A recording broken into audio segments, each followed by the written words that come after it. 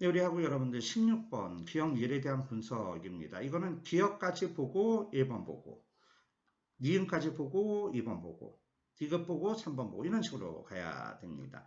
근데 이 16번 문제는 왜 이게 여러분들 시간에 단축시킬 수 있느냐? 정답이 3번인데요. 3번에서 끝나는 거예요. 실전에선 4번, 5번 따질 시간이 없습니다. 이거 따지면 120분 넘어가게 됩니다. 오늘 첫 시간 말씀드린 것처럼 말이죠. 17번입니다. 가나다에 대한 분석이니까 역시 마찬가지입니다. 이거는 근데 가와 다 이렇게 되니까 결국은 다 읽어야 됩니다. 어떤 분은 요거 읽고 위에서 찾으면 된다고 생각합니다. 도움은 됩니다. 요걸 읽고 위에 가면서 하나씩 찾으면 도움이 되지만 지문이 그렇게 쉽지가 않습니다. 결국은 제대로 읽고 가는 게 낫죠. 마찬가지입니다. 밑줄 치고 빨간 글씨로 동그라미 치고 네, 그렇게 구조적으로 읽으셔야 되는 지문입니다. 18번 철학 지문이 되겠습니다. 쾌락주의자들에 대한 거죠. 네. 흔히 말하는 에피쿠로스 아파라던가 이런 쾌락주의자들에 관한 건데요. 네, 거기에 대한 철학 지문 이런 걸 통해 공부하는 거죠. 철학에 대해 17번, 18번 그렇습니다. 그런데 18번은 기억을 약화시키지 않는 것. 약화시키지 않는 것은 그걸 강화하는 것.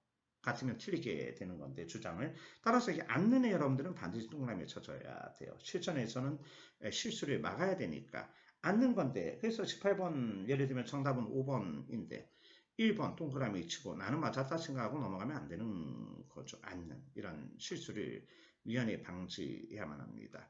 다음은 이게 19, 20번은 중요하죠. 지문을 주고 두 문제를 주는 구조입니다. 당연히 넘어가 볼까요? 요거 넘어가 보면은 40번, 39번, 40번에도 그런 게 있겠죠. 39번. 왜냐하면 두 세트니까. 네, 그래요. 39번, 40번도 같은 구조라는 걸 알 수가 있습니다. 행복, 역시 철학에 관한 부분이 되겠네요. 자, 그렇게 두 세트로 구성이 되어 있습니다. 따라서 여러분들 앞에 20번까지 약한 부분이 뒤에 21번부터 40번까지 약한 부분과 틀린 내용이 일치하는지 분석을 해볼 필요가 있죠. 그리고 그 약한 부분에 집중적으로 보완을 해야 되겠습니다. 그리고 그걸 여러분들은 제 풀이 방법도 참조해서 다시 한번 풀어보셔도 좋겠고 지문에 대한 배경을 한 번 더 출제위원회 입장에서 고민하시면서 9번, 20번 형태가 39, 40번 형태인 것처럼 말이에요. 18번 쾌락주의자들 그게 19, 20번의 철학 지문으로 연결되는 부분입니다. 행복에 관한 거니까요. 그래요. 그런 거 여러분들께 한번 강조를 드리고 싶습니다. 그러면 우리 이 18번 문제 한번 풀어보도록 하죠. 18번 문제. 쾌락주의자들, 쾌락을 추구한다. 행동의 원인이 된다. 그래서 키워드 쾌락주의자들이 나오고 있습니다. 반쾌락주의자들이 나오고 있죠. 그래서 행동의 원인은 음식과 같은 의견 대상에 대한 욕구라고 이야기합니다. 쾌락이 아니라 음식과 같은 외적 대상에 대한 욕구. 약간은 반쾌락주의자들은 동물 같네요. 네. 쾌락. 다른 것이 아니다. 예, 외적 대상에 대한 욕구 외의 것. 쾌락에 대한 욕구는 우리 행동의 원인이 될 수 없다. 그래서 반쾌락주의자들. 음식에 대한 욕구, 먹는 행동, 쾌락. 그러니까 정신적 쾌락이나 이런 거는 없는 거죠. 간단히 말하면. 이런 인간적 연설에 보면 쾌락이 우리 행동의 원인이 아니다. 행동 이후에 숨겨놨다. 그래서 쾌락이 우리 행동의 원인이 아니다. 그것은 분명. 그러나 이런 반쾌락주의자들의 주장은 여기 문제가 있다. 문제입니다. 두 개의 욕구 사이의 관계를 고려하지 않고 있다. 음식에 대한 욕구의 원인인지를 고려하지 않았다.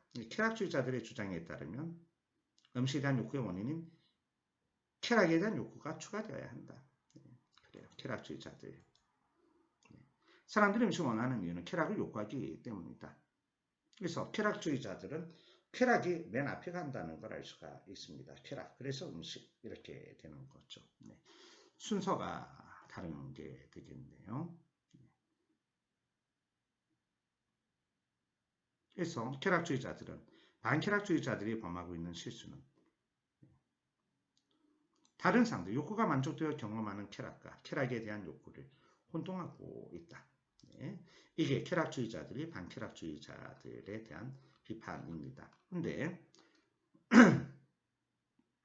맛없는 음식보다 맛있는 음식을 욕구하는 것은 맛있는 음식을 먹고 얻게 될 쾌락에 대한 욕구가 맛없는 음식을 얻게 될 쾌락에 대한 욕구보다 강하기 때문이다. 근데 귀역은요, 지금 귀역, 쾌락주의자들의 주장입니다. 그런데 맛있는 음식을 먹을 때 쾌락에 대한 욕구가